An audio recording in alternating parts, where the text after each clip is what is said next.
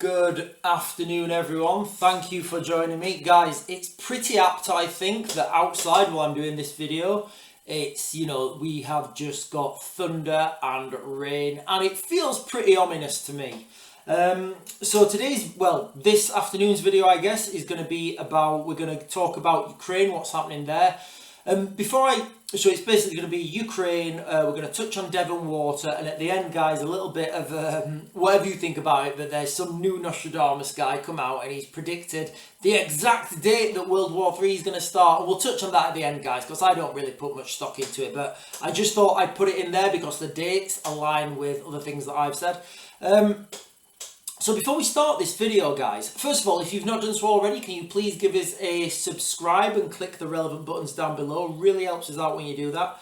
But before I start, I just want to start by saying, I think in the West we forget what's actually happening in Ukraine right now. I mean, there's trench warfare with tanks rolling around with improvised Mad Max style armor.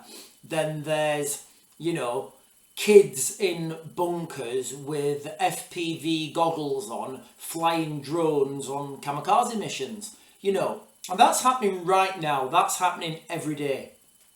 And it's absolutely amazing that because it's happening every day, we've kind of become numb to it here in the West, and we don't really pay as much attention as we should. But this thing's been raging on, guys, and it's not really let up. All we've had is higher intensity and not quite as high intensity. And I think it only gets reported on, like I'm gonna show today, when things are really, really, really bad.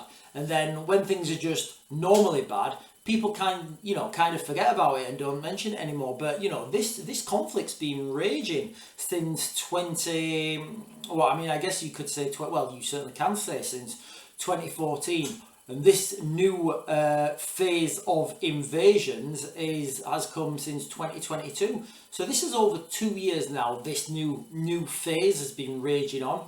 You've got people in trenches. You've got artillery being expended.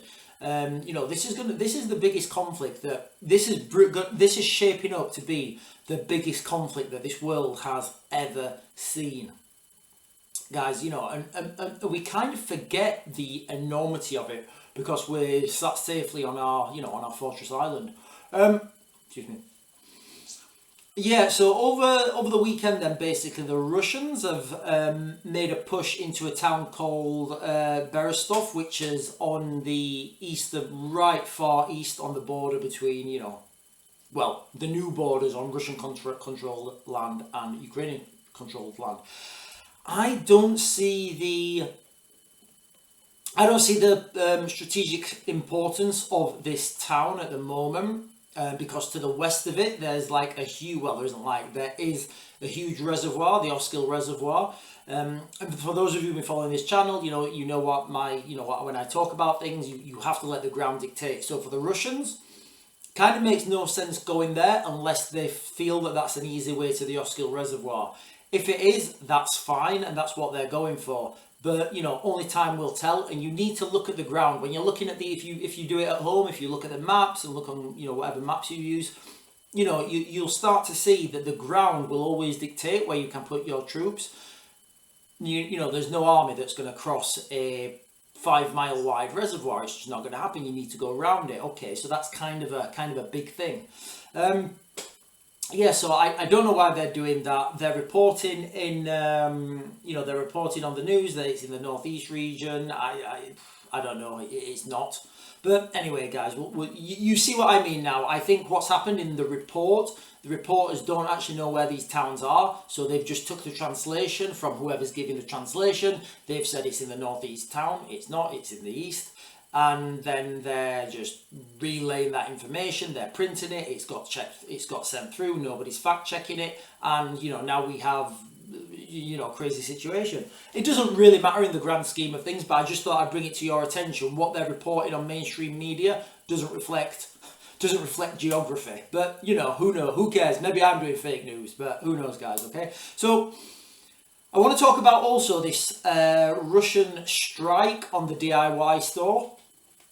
So first of all, what you've got to understand, so Russians have basically struck a DIY store in Kharkiv. There's, I think, 14 dead, 120 injured.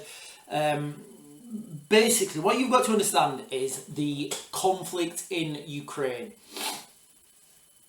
You've got a lot of people making their own stuff. You've got a lot of people, innovating, developing their own weapon systems, developing their own armor, developing, their own things. So these DIY stores, this one in particular, Epicenter, it's a huge chain in Ukraine. I don't know if they're in Poland. I don't think they are, but they have similar things. Guys, they're huge. They sell everything from bathrooms, kitchens, running machines, welding machines, generators, sheet metal, all sorts of stuff, ball bearings, resin, lacquer, everything you need if you're, doing things like, up-armoring machines. If you're building release mechanisms for a drone, if you're looking for tools, welding materials, cutting equipment, that sort of stuff. So whereas it is a civilian shop, a lot of the people who are getting things from that shop will be military, and that will then go to the military units, and they will make their own stuff. Because unlike the UK, the Ukrainians are innovating their own equipment, they're building their own equipment, they're improvising, and they're doing a lot of the stuff themselves. As are the Russians, look at these turtle tanks that the Russians are producing, because the way that warfare is advancing, they just don't have enough time to send a requirement back to HQ to put that out to tender, the tenders to be submitted, those tenders submitted, funded, and those industries to get on with it. There's just not enough time for that. So, the guys out on the front, they're innovating themselves, they're building things themselves, and they do use a lot of stuff from DIY stores. That's why it was targeted. Now, it was targeted with something called glide munitions. And I don't know if anybody's, if we're talking about these glide munitions yet, but what I want to do is I want to talk about this glide munition. So 2 glide munitions went into Epicenter. That's what did the damage. What I want to mention now is this laser that we've got in the UK that everybody's talking about. And this really gets me annoyed, guys, right? When we have these colonels or ex-air vice marshals or whatever coming on the TV, and they're talking in their Oxbridge accents, and they're saying like, yes, the British Dragonfire laser can destroy an enemy drone at 2 kilometers for the cost of a bottle of wine. No, they don't know what they're talking about. They don't know how these conflicts have advanced. They don't know how these conflicts are being fought. So, whereas that statement is true, it's also not true. So these lasers, when they were designed to take out your big predator type drone, your global hawk drone. The big ISR. What's ISR? Intelligence, surveillance, reconnaissance. ISR. Yeah, ISR. So their predominant role is to take out these big drones that are in relatively fixed positions. By fixed, I mean they're slow moving, they don't jink around a lot because of efficiency. And their use was to take those out, which they will do. Now, look what's happened, I think, Saturday in Ukraine with this attack on Epicenter using glide munitions. So a glide munition is basically an artillery shell, an artillery warhead. So a lot of explosives with a couple of wings, and then somebody will glide. It will be dropped from an airplane, and that will glide into target. They're cheap. They're easily, they're easily produced. They're fast, as in fast to produce, and they're silent. So, and they can be produced anywhere as well. You can produce these in any garage, in any small workshop. You can produce them anywhere. So, and they, like I said, they're cheap. So when you consider these glide munitions now, and the British laser that everybody's talking about, that's awesome. Right, okay, so we can take out one of these glide munitions at 2 kilometers. Okay, cool. Well, a laser will dissipate its power with the inverse square law. What does that mean? Basically, the further away you are, the less power you get by a lot. So if you can take it out at 2 kilometers, that means you can't take it out at 3. So you need to be at 2 kilometers to be able to take that out. Now, if this thing's moving side to side or doing any sort of evasive maneuvers, then that laser that's pointing at it, a signal has to come from the radar that tracks that movement. The signal has to come back to the control system. The computer has to calculate where to move the laser, then the laser has to move. And all that while this thing's heading towards it at 60 mile an hour, 100 mile an hour, it doesn't matter. Okay, that's fine. You can take the first one out if you're lucky and you can aim your laser at it for 30 seconds. But at 30 seconds, you're already at 1.5 kilometers shorter. What I'm saying is, guys, okay, basically, if like 5 of these glide munitions aim at the laser, it's gone, it's finished, it's pointless, it's useless. You know, and that's what I'm trying to harp on with this, guys, all right? A lot of the weapon systems we're developing and we think are awesome, you know, they will not stand up in this conflict. And that's just one of the reasons there, guys, with the glide munitions, because nobody's talking about it. I don't think people really understand the significance of glide munitions. They're like drones, but they're silent. You don't have to have an engine, and they're a lot more easily produced. So how is this going to affect us then in the UK, in the West, basically? Well, you know, Poland is key at the moment. Remember those who've been watching my channels, guys, okay? Poland, Poland, Poland. I've said it before, I'll say it again. Poland is the one to watch. So, where do we go with this? So, let's think about these F-16s that, you know, the Ukrainians are going to be getting. The Russians have already said there's only 2 runways in Ukraine that you can realistically fly from. As soon as you get the F-16, we'll just bomb those runways. Then what are you going to do with the F-16s? And that is a perfectly, you know, that's a, you know, these guys are at war. There's no, it is what it is. So, what's the other option then? Okay, well, then we're going to have to put them somewhere else. Where are they going to put them? You know, they're going to have to put them in Poland. So then where does this grey line, you know, and it's not just the runways as well. When you give somebody an F-16, it's a sophisticated piece of equipment. You know, yes, the aircraft design itself is pretty old, but the technology inside isn't. So you need to have these serviced. For every 1 hour that these aircrafts are flying, they need a number of man hours on the ground to reservice them, refurbish them. You know, there's a whole host of things that they need to do for safety checks, flight checks, pre-flight checks, all that sort of stuff. That can't be done in Ukraine. That has to be done somewhere else. And it certainly can't be done by, you know, they're training the pilots. I've not heard of anyone training technicians for F-16s. I don't know if this will be subcontracted out to American subcontractors. I don't know. But basically, guys, Poland is the, in my opinion, that's where they're going to fly these F-16s from. So let's keep that in mind. Now let's also keep in mind what's come out, I think over the weekend, or potentially, may have been Friday, that Poland are considering shooting down missiles over Ukraine. So consider that in your heads now, guys, all right? Polish aircraft are going to set off from Poland. They're going to fly over Ukraine and shoot down enemy missiles. Guys, I don't know where we go after that, because, you know, remember I think it was the Tucker Carlson and Vladimir Putin interview. I think it was his interview, and Putin said he's got no intention of invading Poland. Well, if this happens, if the Polish, you know, start using their own aircraft to take out Russian missiles, then, you know, of course that's going to change everything. And then Putin can say, well, you know what, when I gave you that interview, that was my thoughts. I wasn't going to invade Poland, but now Poland are attacking, taking down my missiles and potentially, you know, threatening my pilots. So Poland is fair game now. Now, guys, you know, I'm not saying anything is right or wrong. I'm just giving, you know, this is a decision for Poland and the Polish people, and I'm certainly not going to say X, Y, and Z, and they should do this or they should not. But if Poland do that, they are going to be a legitimate target for the Russians. What does that mean? It means preemptive strikes are fair game on Polish airfields, and if if Russia then preemptively strikes a Polish airfield, that is literally an Article 5 issue. A NATO country being attacked. And Poland's not like a new NATO country. They've been in NATO since what? God, basically since I think 2003, maybe 2002, around that area. So they're a long-standing NATO ally.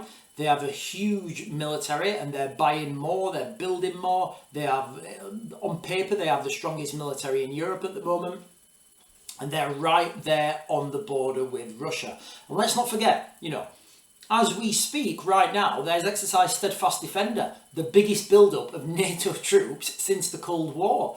Look, when you move these troops around, when you move these troops around, it's always for a reason. But, the Russians are under no illusion why those troops are there. Neither are the Belarusians or the other Russian allies. So at the moment, you've got this cauldron and all these things fitting together and moving together. And guys, honestly, I just feel all these things pushing closer and closer.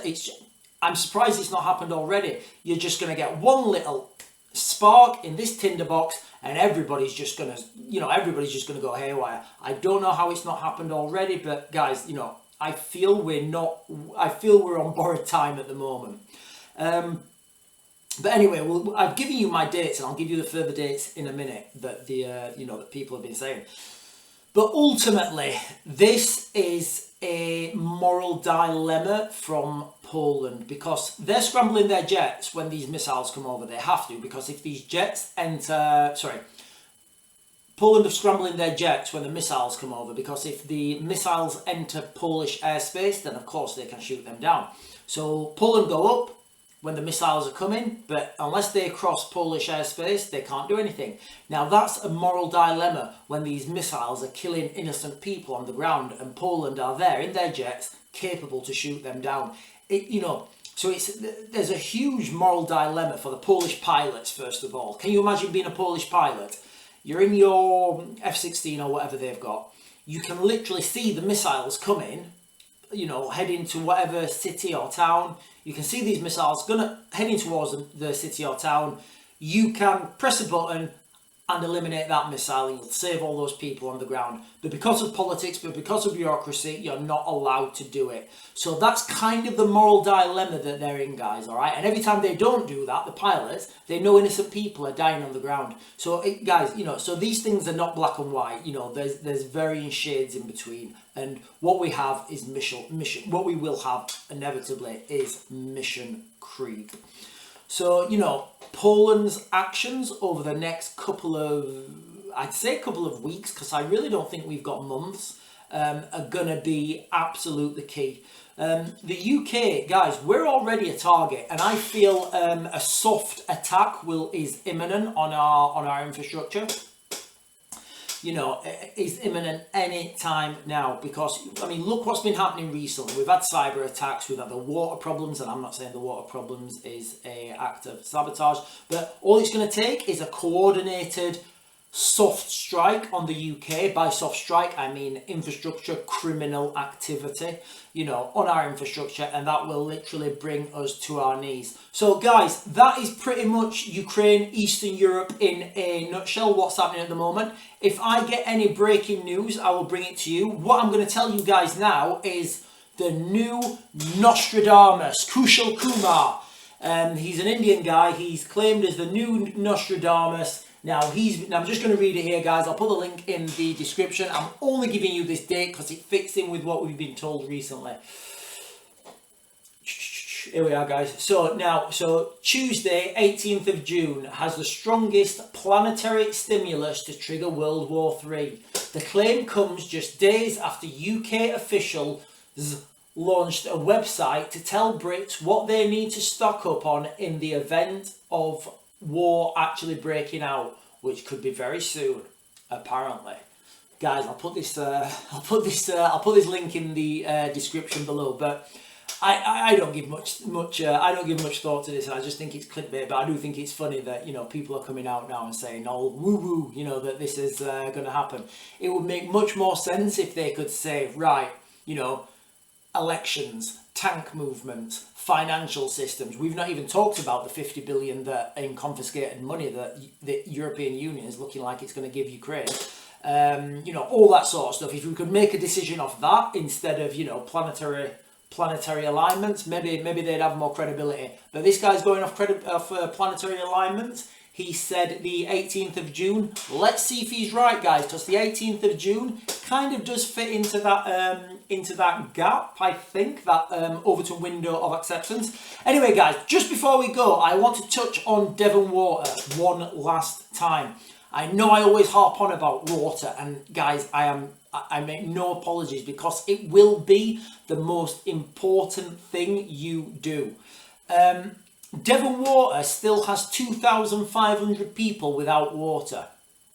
2,500 people, no water. So somebody's having to produce 7,500 litres of water, and that's at a minimum, to give these people in bottled water. That's just for them to drink, and then you've got to give them water to wash, water to for hygienic reasons, for washing themselves, washing their clothes, washing their pots and pans, whatever, you know. So this is a huge problem. It's not gone away anywhere. It's still there. 2,500 people still without water. Guys, get your water security sorted out. Just get it in bottles. Get it in your house somewhere. You know, get yourself a water filter. Learn how to process your own water. Because I'm telling you guys, at some point, the water in this country is going to go off, and we're all going to be there looking to the government to provide us with bottled water, and then they're going to say, oh, we don't have any, it's all gone. You know, and if I'm telling you, then our adversaries are looking at this, even if they've not thought about it already. Our adversaries are looking at this and they're thinking, hey, do you know what? Maybe turning these guys' water off is not a bad thing at all. So let's pay, I don't know, let's find 10 criminals in the UK, tell them to go smash these key pumps up, these key water pipes or whatever, because we know that they're old, we know they don't make those pipes anymore, we know it's going to be difficult for them to change them. You know, there's a whole host of reasons how they could do this. But as soon as the water goes off, guys, the government, whoever's in charge, they will not have enough water to give us, and then we are literally going to have a humanitarian crisis in the UK, one of the wettest countries in the world, because we don't have any water.